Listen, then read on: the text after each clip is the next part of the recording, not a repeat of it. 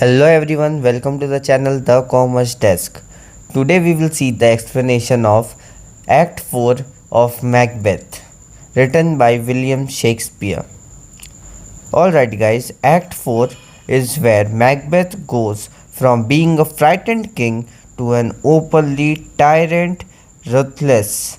If Act 3 showed Macbeth losing his peace, Act 4 shows him losing whatever remains of his moral conscience. And the biggest twist, the witches give Macbeth a set of prophecies that make him feel almost invincible. But Shakespeare uses something called equivocation. The witches tell truth in a misleading way. So let's break it down scene by scene. Scene 1, The Witch's Cauldron. The scene opens in a dark, supernatural atmosphere. The meaning of cauldron is a vessel type of a thing. The witches are preparing a mysterious potion. Their chant immediately establishes the mood of evil, darkness, supernatural forces, disorder, moral corruption. The atmosphere is like a horror movie. And then Macbeth arrives. This is very important. In Act 3, Macbeth decided, I will meet tomorrow to the Weird Sisters, and now he actually goes to them. Why? Because Macbeth is desperate for security. He wants answer to questions like, who threatens my throne? Will I remain king? Can anyone defeat me? Notice the change. Earlier, Macbeth was influenced by prophecy. Now he actively seeks for prophecy. That shows how dependent he has become on the supernatural. The first apparition, the armed head. The first apparition appears as an armed head. It gives Macbeth a warning. Beware Macduff. This is straightforward. Macbeth immediately becomes suspicious of Macduff. This prophecy confirms Macbeth's growing fear of Macduff. But notice something interesting. The apparition gives Macbeth information that is true. Macduff really will become a major threat. The second apparition, the bloody child. The second apparition appears as a bloody child. It tells Macbeth, no man born of woman shall harm Macbeth. Macbeth becomes extremely confident. Why? Because Macbeth thinks every human being is born from a woman. Therefore, he assumes that he is safe. But Shakespeare is setting up dramatic irony. The prophecy is technically true, but Macbeth misunderstands its important concept of equivocation. Here is a clever twist. When Macduff finally fights Macbeth later, he reveals that he was from his mother's womb ultimately ripped. This means Macduff was delivered by cesarean section rather than being born through the usual process of childbirth. So technically, Macbeth's prophecy, none of woman born, does not apply to Macduff in the way Macbeth assumed. The witches deliberately use equivocation words that can be understood in more than one way. Macbeth thinks he is invincible, but he has misunderstood the prophecy. Everyone is born from a woman. I am safe. Macduff was surgically delivered from his mother's womb.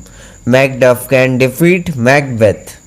This is one of Shakespeare's biggest examples of dramatic irony and equivocation in the play.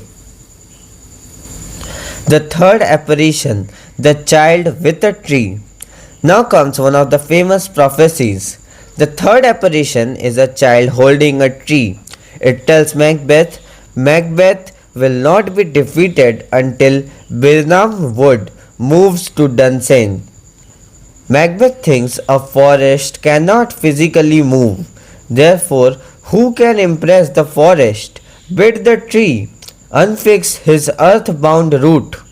In simple language, how can a forest get up and walk towards my castle? In Dunsane, there is Macbeth's castle.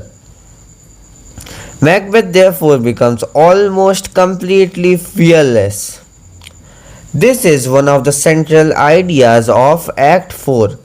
Macbeth thinks, I am practically unbeatable, but Shakespeare wants the audience to understand.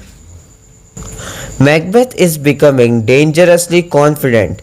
This is exactly what Hackett predicted in Act 3. The supernatural has given Macbeth a false sense of security. The fourth apparition, the line of kings. Then Macbeth sees another vision, a procession of kings connected to Banquo. This is horrifying for Macbeth. Why? Because it confirms the witch's earlier prophecy. Banquo's descendant will become kings. Macbeth's greatest fear has returned. He has killed Banquo, but he cannot destroy the future represented by Banquo's descendants. This makes Macbeth realize that his dynasty may not continue. Macbeth is furious. He wants to know more, but the witches disappear, and Macbeth is left with uncertainty. This is important. The supernatural gives Macbeth information, but not the supernatural gives Macbeth information but not complete control. Macbeth still cannot control the future. Macbeth makes a major decision. After hearing the prophecies, Macbeth decides he will act immediately. This is a huge character development movement. Earlier, Macbeth thought about his actions. Now, he acts first and thinks later. He decides to attack Macduff's castle, and this leads directly to one of the most horrifying moments of the play. Scene 2, Lady Macduff and her son. Now Shakespeare suddenly shifts away from Macbeth. We meet Lady Macduff, her son, and this scene is extremely important because it shows the human cost of Macbeth's tyranny. Lady Macduff is angry that Macduff has left Scotland. She considers his departure cowardly because he has left his family behind. She doesn't know that Macduff has gone to England to help Malcolm. Macduff is trying to save Scotland. But from Lady Macduff's perspective, her husband has abandoned his family. This creates dramatic irony. Lady Macduff and her son. Their conversation is one of the most memorable parts of Act 4. The son is intelligent and witty. He questions his mother's understanding of his father's action. Their conversation initially provides a lighter, more playful moment, but Shakespeare uses this calm scene to make what follows even more shocking. The traitor's decision. Lady Macduff calls Macduff a traitor. Her son questions what a traitor really is. The decision explores loyalty, betrayal, political morality, truth, courage. The child even suggests that there are many dishonest people in the world. This is significant because the child sees that political loyalty has become morally confusing. The Macbeth's murderers arrive. This completely changes the mood. The peaceful family atmosphere turns into terror. Before the arrival of the murderers, there comes a messenger who threatens Lady Macduff about the murder. The murderers attack Lady Macduff and her son. The son is killed and Lady Macduff attempts to escape. Shakespeare deliberately shows the murder of an innocent family. Why? To demonstrate Macbeth's tyranny has gone beyond political enemies. He is now willing to destroy innocent people simply because they are connected to someone who opposes him. Why is Lady Macduff's scene important? Because it allows us to compare Macbeth Scotland with Duncan's Scotland. Under Macbeth, fear, murder, suspicion, tyranny, innocent victims. This establishes Macbeth as a tyrant rather than a legitimate king. Scene 3, Malcolm and Macduff. This is one of the most important ISC examination scenes in Act 4. Macduff is in England. He meets Malcolm. They discuss the situation in Scotland. Malcolm tests Macduff. Here's the clever part. Malcolm does not immediately trust Macduff. Why? Because Scotland is full of betrayal. Malcolm fears that Macduff could be a spy sent by Macbeth. So Malcolm deliberately pretends to be morally corrupt. He claims that he would be extremely lustful, greedy, cruel, incapable of ruling properly.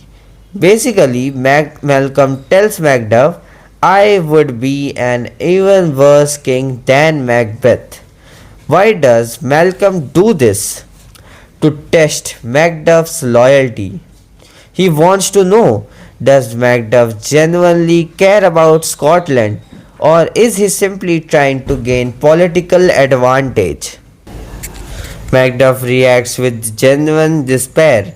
He says Scotland would be better off without such a ruler. This proves Macduff truly cares about Scotland. Macduff's patriotism. This is where Macduff becomes one of the most important moral characters in the play. He is not motivated by personal power. He is motivated by the welfare of Scotland. This creates a strong contrast with Macbeth. I want the crown. Macduff, I want Scotland to be free from tyranny. The news about his family. Ross arrives from Scotland. Macduff asks about his family. Ross initially avoids telling him the truth. Eventually, Macduff learns his wife and children have been murdered. This is one of the most emotional moments in the play. Macduff is devastated, but Malcolm tells him, turn your grief into action. In other words, use your pain to fight Macbeth. Macduff initially struggles with the news. This is important because Shakespeare does not present him as a stereotypically emotionless warrior. Macduff openly expresses grief that makes him more human. This is a major exam point. Lady Macbeth earlier suggested that being a man meant being ruthless. Macbeth accepts this idea, but Macduff demonstrates a different kind of masculinity. A real man can feel grief and still have courage. Therefore, Shakespeare challenges the idea that masculinity is equal to emotional hardness. Macduff's final resolve. Macduff decides that he must confront Macbeth. His personal grief now becomes part of his political mission. He wants justice for his family, Scotland, Macbeth's other victims. This prepares us directly for the final conflict. Major themes of Act 4. Supernatural and deception. The witches give Macbeth predictions that are technically true but misleading. This is equivocation. Second, false security. Macbeth becomes overconfident because he believes no man born of woman can harm him, and Birnam Wood cannot move. His confidence becomes one of the causes of his downfall. Third, tyranny. Act 4 provides perhaps the strongest evidence that Macbeth has become a tyrant. He orders the destruction of Macduff's family. It is cruelty against innocents. Family. The Macduff family provides a sharp contrast to Macbeth and Lady Macbeth. Macbeth and Lady Macbeth is equal to power plus ambition. Macduff and his family is equal to love plus loyalty plus humanity. Patriotism. Macduff and Malcolm are fighting to restore Scotland. Their goal is not simply to replace one king with another, they want to remove tyranny. Sixth, revenge. After his family's murder, Macduff now has a deeply personal reason to fight Macbeth. The political conflict becomes personal. Masculinity. Act 4 gives us two different ideas of masculinity. Macbeth's idea, strength means violence and ruthlessness. Macduff's idea, strength means courage, emotional honesty and responsibility. This contrast is extremely important for essays. Appearance versus reality. Malcolm pretends to be evil to test Macduff. The witches appear to give Macbeth security but actually lead him toward destruction. Macbeth appears invincible but is actually moving closer to his downfall.